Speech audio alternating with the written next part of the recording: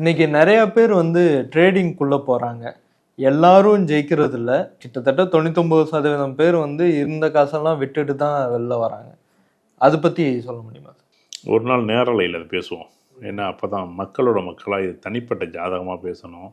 ஏன்னா மேசராசி, ரிஷபராசி, மிதன ராசின்னு பேசணும்னு வச்சுங்களேன், ஓஹோ நம்ம ராசி செட் ஆகுமோங்கிற ஒரு எண்ணம் வந்துடும். அப்படி வரக்கூடாது பொதுவாகவே.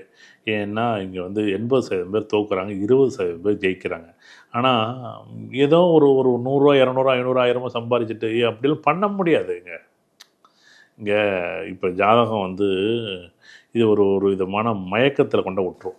அதை விட்டு நம்ம வந்து ஒரு நாள் நேரலையிலையோ இல்லை தனிப்பட்ட ஜாதகமாக இருந்துச்சுன்னா, உதாரணம் ஒரு 10 ஜாதகம் எடுத்துக்கிட்டு இவருக்கு இந்த பங்குச்சந்தையில் இவருக்கு இன்ட்ராடே சந்திரன் நல்லா வலுவாக இருந்துச்சுன்னா இன்ட்ராடே நீங்கள் செய்யுங்க.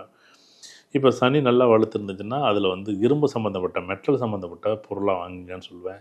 சனி சம்மந்தப்பட்டுச்சுன்னா லாங் டைமாக இன்வெஸ்ட் பண்ணுங்க அப்படிம்போம். அது உதாரணத்துக்கு அது எந்த பாவகமாக இருக்குது அப்படின்னு பார்த்துட்டு அதை வாங்குங்க, விற்றுடுங்க அப்படின்னு நம்ம சொல்லுவோம். இப்போ சுக்கிரன் நல்லா இருக்குது, கார் சம்மந்தப்பட்டது வாங்குங்கன்னு சொல்லுவோம். செவ்வாய் நல்லா இருக்குது, மருத்துவ சம்மந்தப்பட்ட துறை வாங்குங்கன்னு சொல்லுவோம். ஏன்னா எந்த கேட்டகரி நமக்கு அது ஒத்து வருமோ, எந்த கேடர் நமக்கு ஒத்து வருமோ அதை பயன்படுத்திங்க. இப்போ எனக்கு வந்து மருத்துவத்துறை நல்லா இருக்குதுன்னு வச்சுங்களேன். மருத்துவம் இப்போ ஒரு உதாரணம் அப்போலோ ஹாஸ்பிட்டல் வந்து ஷேரில் நான் வாங்கணும்னு வச்சுங்களேன் உதாரணமாக. இல்லை உங்களுக்கு தெரிஞ்ச ஒரு மருத்துவம் சம்மந்தப்பட்ட துறையில் உள்ள ஒரு ஷேர்லாம் வாங்கணும்.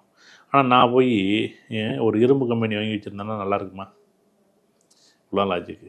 நாங்கள் எது எனக்கு நட்டமாகணுன்னு இருக்குது, நான் என்ன பண்ணுவேன், அதை தான் போய் வாங்குவேன். இல்லை டயர் கம்பெனி போய் வாங்குவேன். எப்பா ஏன்ப்பா டயர் கம்பெனி வாங்குற, எம்ஆர்எஃப் போய் ஏன்ப்பா வாங்குற? நீ எம்ஆர்எஃப் வாங்கலாம், அது ரைட்டு. ஆனால் நீ என்ன பண்ணியிருக்கணும், நீ உனக்கு ஹாஸ்பிட்டலில் சம்மந்தப்பட்ட கேட்டகரி தான் நல்லா இருக்கும். ஹாஸ்பிட்டல் சம்மந்தப்பட்டது, மருந்து மாத்திரை சம்மந்தப்பட்டது, ஃபார்மசி சம்மந்தப்பட்ட இண்டஸ்ட்ரியை நீ வாங்கி வச்சுருக்க.